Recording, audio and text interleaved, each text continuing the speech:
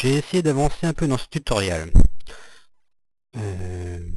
Alors, Z.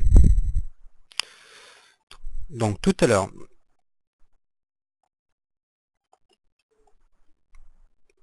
j'avais que ces deux polygones là. J'ai donc construit le reste. Donc, en utilisant quelle méthode?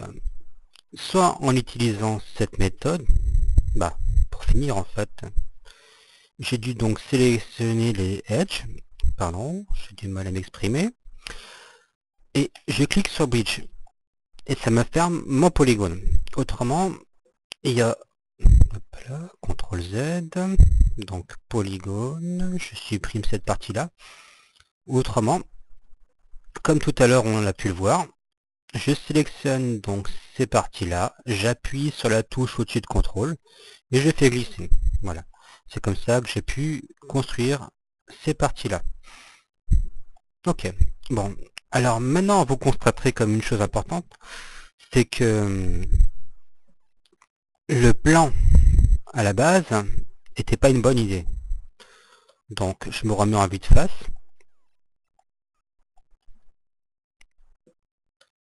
Non, c'est pas la peine, je vais faire comme ça.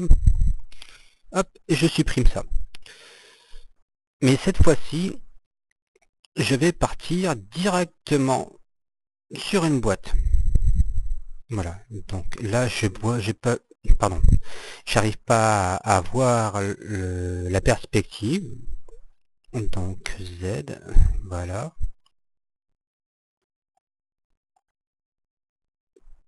Voilà. Donc Alt X,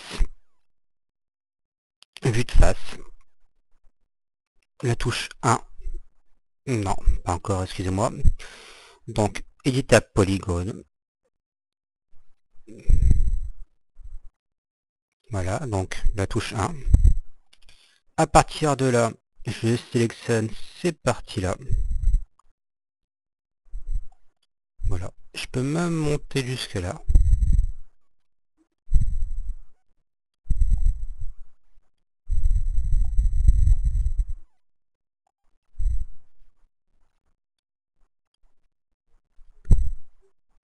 Il faut toujours minimiser les actions, quoi, si je peux dire.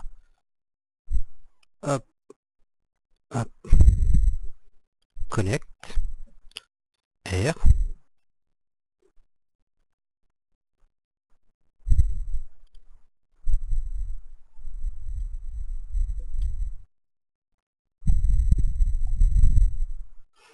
Edge.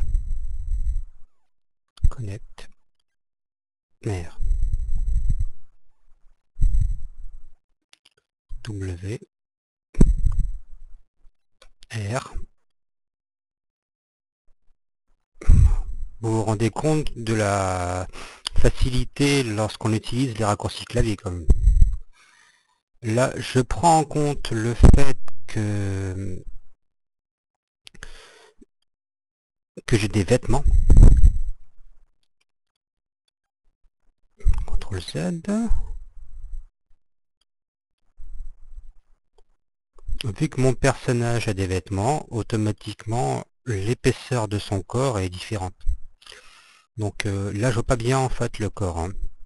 Donc là, vu que je suis en vue de face, pardon, en vue d'arrière, si je puis dire, mais donc je suis en fait ma caméra, ma vue c'est bien en face, mais mon calque est bien en arrière. Bon, je suis désolé. Donc cette partie-là est correcte, mais ce qui se passe, c'est que quand je vais me mettre en vue left, ça sera plus correct. Donc,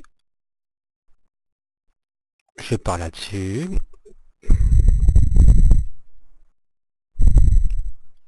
Faut toujours prendre en compte le corps de la personne, quoi.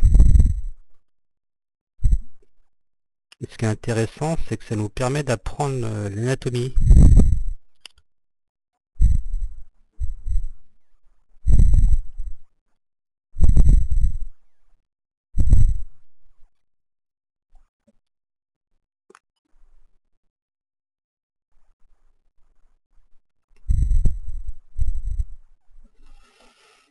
Voilà. Donc, là on est pas mal.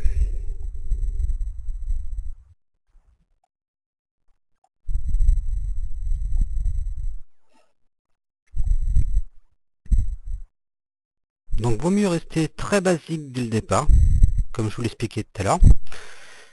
Et après enrichir tout ça. Parce que si vous faites trop de lignes dès le départ, ça peut pas aller. Donc là, je vais sélectionner donc ces parties-là. De façon à arrondir la jambe du personnage.